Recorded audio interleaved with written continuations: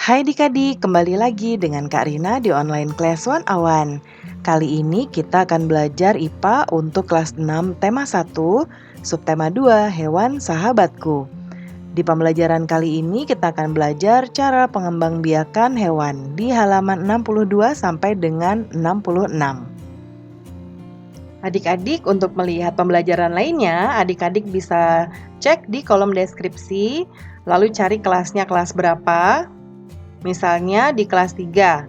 Lalu adik-adik mau lihat kelas 3 tema 8, berarti ini kelas 3, lalu temanya tema 8. Diklik aja di sini.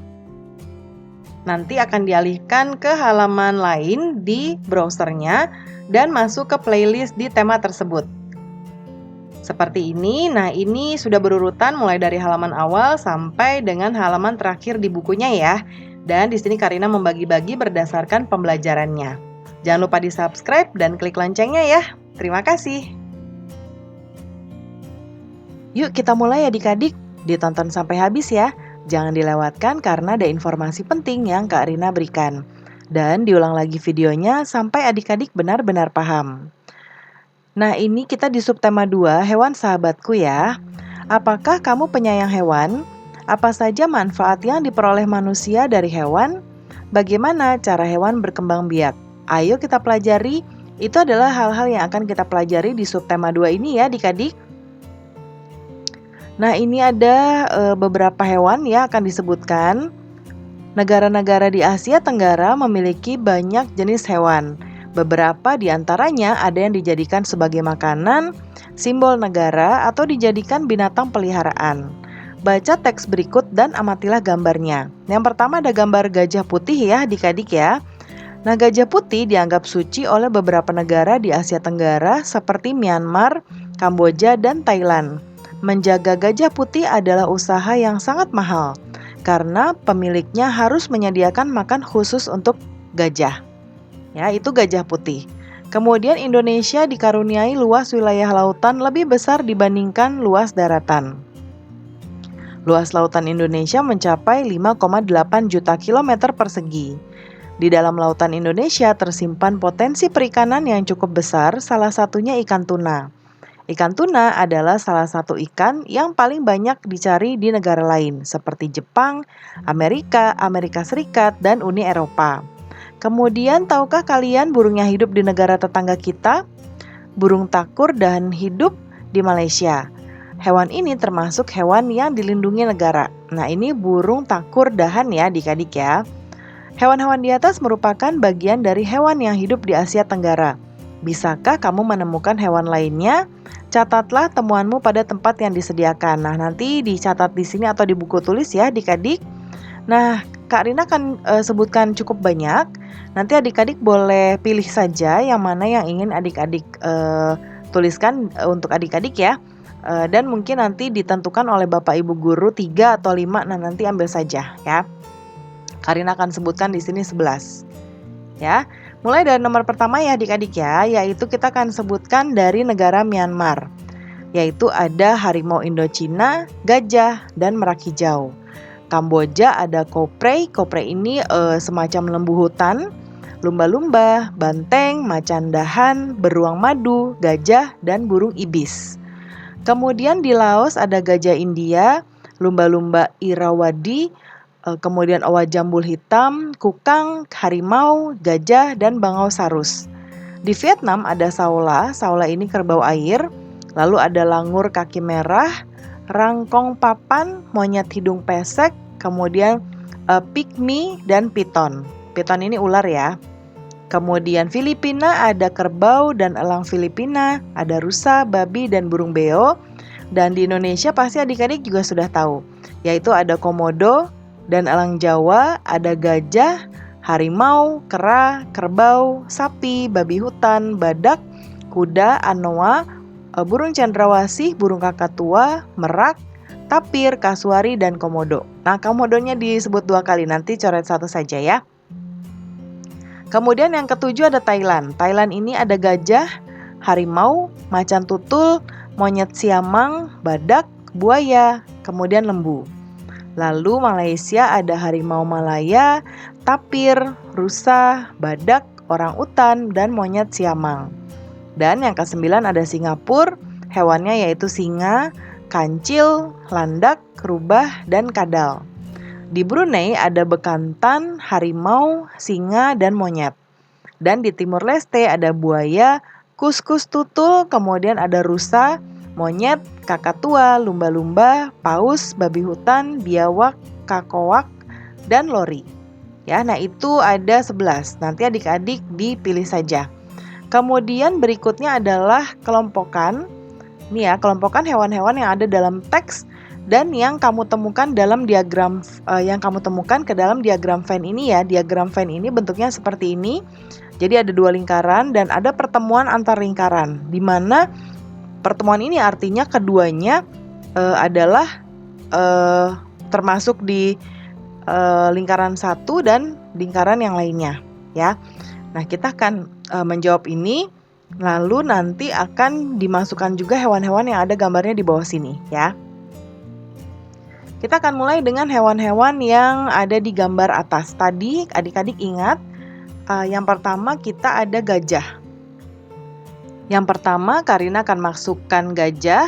Nah, adik-adik, apakah adik-adik mengetahui gajah itu termasuk hewan yang berkembang biaknya beranak atau bertelur?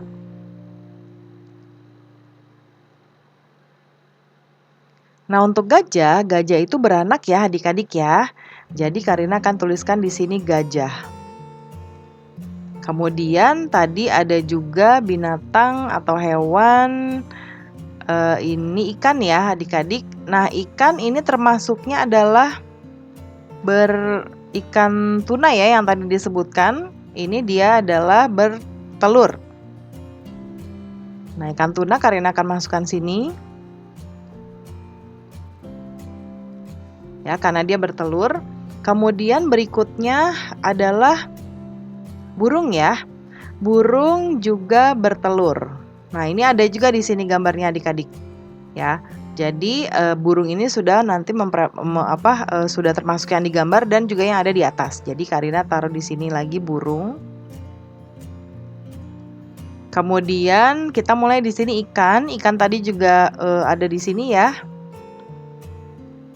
Ya, ini Karina centang yang sudah kita masukkan. Lalu kura-kura. Nah, kura-kura ini adalah bertelur. Kemudian ada sapi. Ya, pasti adik-adik tahu sapi itu beranak. Kemudian ini buaya ya adik-adik. Buaya itu termasuk yang bertelur. Kemudian ada ikan apa ini? Ini ikan paus. Ya, adik-adik, ikan paus itu beranak. Kemudian tadi ada gambar ayam. Ayam pastinya bertelur. Kemudian ini ayam sudah, ini sudah. Ular. Ular ini beranak dan bertelur adik-adik. Nah, ular ya. Kemudian berikutnya ada juga, nah ini yang digambar ada kucing ya. Ini sudah tadi. Nah, sekarang kucing. Kucing itu beranak. Nah, karena ketambahkan lagi adik-adik yang beranak dan bertelur, itu contoh lainnya adalah ikan hiu. Nggak ada di gambar ya, tapi Karina akan berikan contohnya.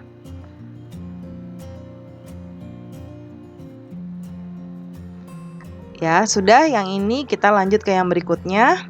Bacalah teks berikut ini. Setiap hewan memiliki kemampuan berkembang biak. Dengan berkembang biak, hewan dapat melestarikan jenisnya.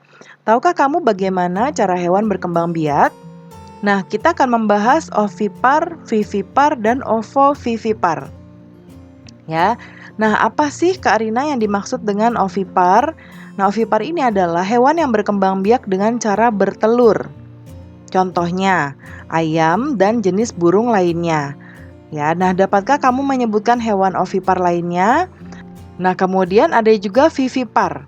Nah, kalau vivipar ini selain bertelur ada juga hewan yang berkembang biak dengan cara melahirkan. Atau tadi yang di diagram Venn tadi beranak ya disebutnya adik-adik.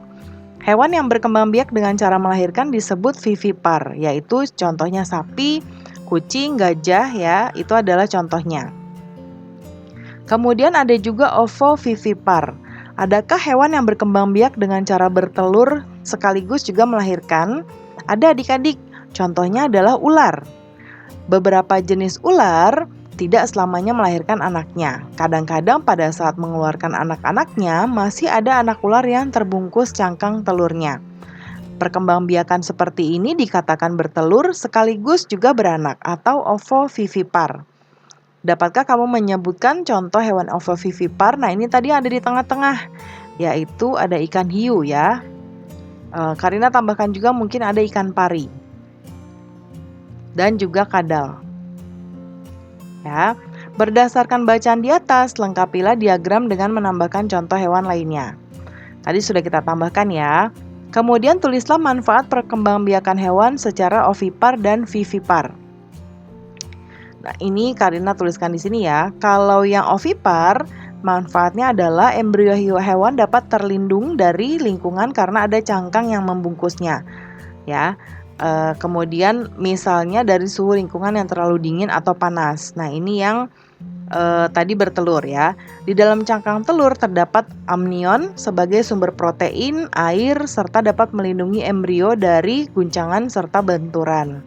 Kemudian di dalam cangkang telur dilengkapi dengan kuning telur sebagai cadangan makanan bagi embrio. Ya, adik-adik. Jadi sebetulnya telur yang adik-adik lihat kurang lebih untuk di hewan sama ya, ada putih telur dan ada kuningnya. Nah, kuningnya tuh sebetulnya dia nanti akan jadi makanan bagi embrionya adik-adik ya.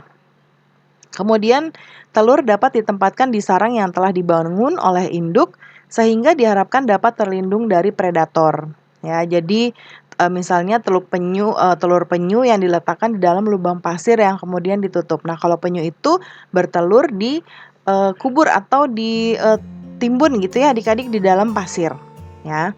Kemudian kalau yang vivipar manfaatnya yaitu induk dapat membawa embrio yang berkembang di dalam tubuhnya sehingga menghindari serangan dari predator. Kemudian kebutuhan makanan saat embrio berkembang dapat dijamin oleh induknya. Jadi induknya makan, nah makanannya nanti sarinya akan dialirkan atau disalurkan ke embrio atau ke anaknya ya, ke calon anaknya seperti itu. Nah, pembelajaran kita sudah selesai ya adik-adik. Terima kasih sudah menonton sampai akhir. Mohon dimaafkan apabila ada kesalahan dalam perkataan maupun dalam materi yang diberikan. Sampai jumpa di pembelajaran berikutnya. Dadah!